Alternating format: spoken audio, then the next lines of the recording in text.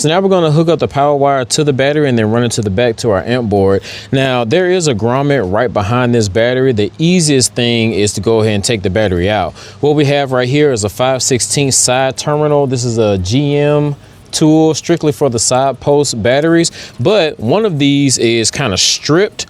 We're going to have to use some pliers to get the positive off.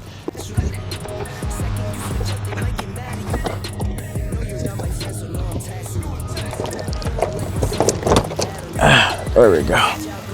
And then you can see down here where we're going into. So what I did is I just made a small little slit inside the factory grommet. I have our wire pulling tool going through all the way to the other side. And we are inside, coming through the bundle of wires down there. This right here is a factory bolt, and this factory bolt kind of holds the bottom part of the battery down. So what we're going to do is we're going to make a small little mount for our fuse holder. It's going to be a piece of ABS plastic. We're going to do a 90-degree bend that's going to be flat like here. Drill a hole, use this to mount it right here on the top, and it's just going to come straight up right in front of the fuse box right here, and we're going to mount that fuse holder right there. Regardless if this is stripped or not, we need to go ahead and take it off because there's no way that we can get the ring terminal that we need on this side because it doesn't have a place to put a ring terminal. You can try to slide one back here, but there's already not enough threads for you to try to do that. We get one of these aftermarket GM side post things. It replicates what the factory needs to go ahead and put it back inside the battery, and it gives you a little twist off spot right here at the top in order for you to put a ring terminal on. This one's by T-Spec, and we're going to use this one. Now they do have the short one, which this one takes shorts, and they do have a longer one with more threads down here at the bottom, but this is the one that we need for this car. All right, so next what I did is I got a piece of ABS plastic, and it's big enough to go ahead and mount our fuse holder right here, and then we can use one zip tie on each side to kind of mount the wire that's going into the fuse holder and make sure that that doesn't fall. Next what I did is I made a small little line on the back that's going to let us know where we need to make our 90-degree bend. The way I came up with this is the piece that mounts our battery down just like that. So we take that piece out, we put it on here so we can actually measure how big it needs to be. Now it's going to rest on it, and I drew that line slightly above. Now all we got to do is heat it up and make our 90-degree.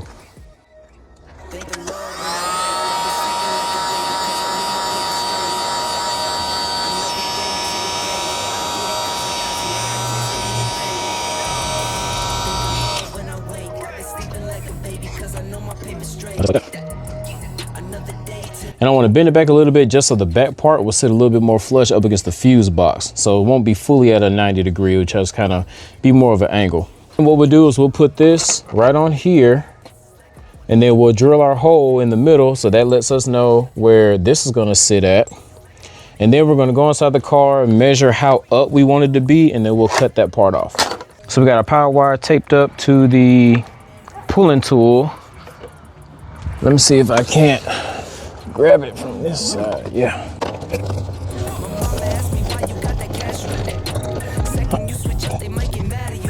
All right. So we're gonna do a little something like this.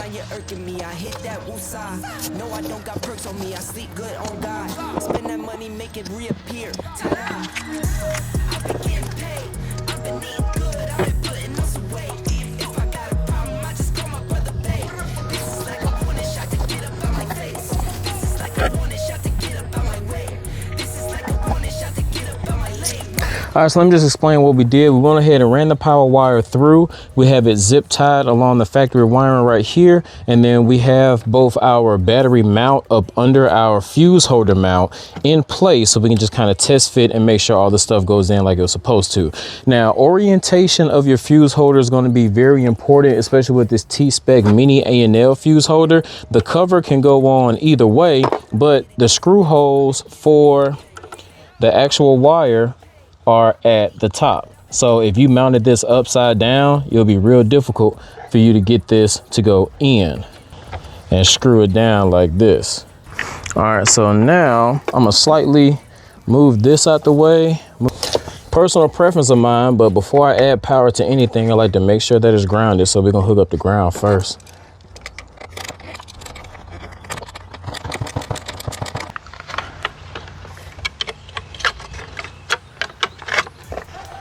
Make sure that goes down in front of the battery.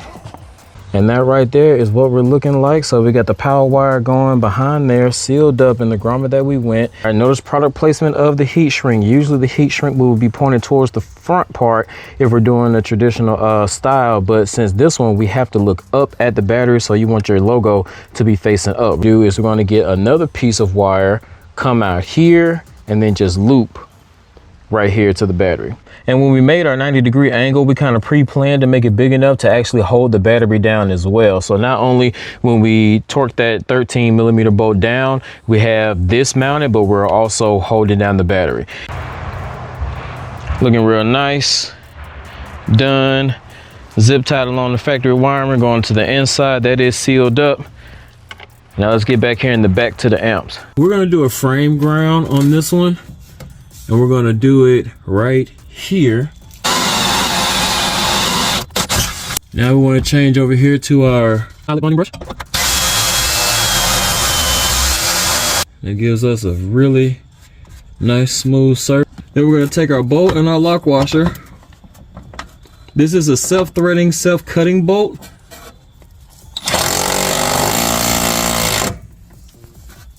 So it's threading itself as it goes in.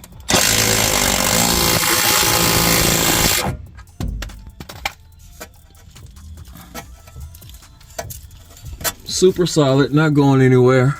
Then we're going to come back with some more of that dielectric grease, and we're going to be extremely generous.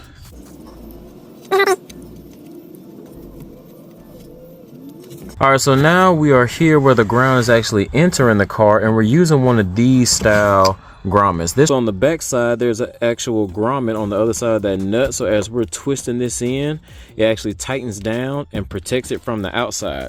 Now on the inside, it also protects it because there's a nice little spiral on the inside that starts closing, and it also has a rubber grommet on the inside as well. So as I start twisting this, it's closing in on the wire, making it tight. Then technically this is the front side and this side is the back side, but I want, since this side comes out so far, I want that to be the part. We have a really big open area right here, so we want that to kind of be out in the open area, and the part that's coming in on the car, we want that to be as flat as possible. And now we have a good ground that's going to be able to come over here and reach our amp rack. All right, y'all, so we're back here at the amp rack. We have the power and ground ran from the front. Well, we have the ground coming from the frame in the back that we showed earlier. We got the power coming from the front that we showed earlier, all going to the distribution block. We can go ahead and put the fuses in the back. Now that we got the fuses in, we can put this cover over here, and that's going to be done. So the plan in getting this kind of amp cover, I know it's too pretty to actually cover up, but I want it to be clean both ways. I want it to be clean looking down on it from the outside while it's covered, and then if he wants to show off the work, then it'll be good. Now, since we are going to be doing like a little shell cover over this, I still want to showcase the side of the Rockford amps. So I have my boy Brandon Otis over there at Triple Dimensions Fabrications made me this acrylic vent window. We do have the Corvette logo right here with the flags, and the customer's nickname is Nitro. So just to kind of match the color of the flags and the logo stuff right there, we did the same thing with the white letters with the black outline. Looks really good. And then we got these vent slots inside the acrylic so the amp can have some kind of airflow going to it as well. And we're going to backlight that with these LEDs. So that's going to kind of go right over the Rockford logos just like that. So what we want to do with these other cables that came out of this is I made a small little amp board. Yeah, I know I'm just amp board crazy, but it's not like an amp board. This is just a board that I made. So this looks neat as well. So this plug right here is going to plug into the LED strip. And then we also have a small 3-wire situation that needs to plug in right here as well. Now those are going to plug in the exact same locations. That way, when he turns on the LEDs, both the LEDs for the amp plate and the LEDs for the 3D printed ring will do the exact same thing at the same time, and they can just be controlled by the same app. Now, this right here is a 40 amp relay that is turned on by a key fob. So what we're going to do with this twisted pair of wires, if you guys remember, we had a extra cigarette lighter port that we're not using since we did the USB flush mount on the kind of center console. So we have constant going into the 40 amp relay, which means that while the car is off, he'll be able to turn on and off to kind of showcase his lights through the hatchback of the Corvette, which is going to be really nice. So we're just going to mount this right over here next to the amps,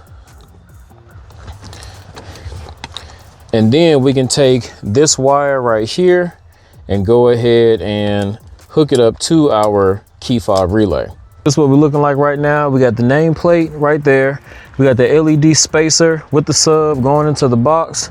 We have the amp board right here. We have a custom acrylic vent plate that's going on the top that's going to mount up under our covering. It will be backlit with that LED strip right there. And we have a small little board for the LED strips and the key fob controller. And this right here is going to be the start of the shell that we're going to build for the amp rack. We're just doing 3 pieces of wood, stacking it up to go right above. And I take that nameplate, measure it out on the top, and I drew a little pencil around to let me know where I need to cut. Then I'm going to take my paddle bit and I'm just going to drill 3 holes. That way I can have a place to insert my jigsaw, and then I go ahead and cut the square out.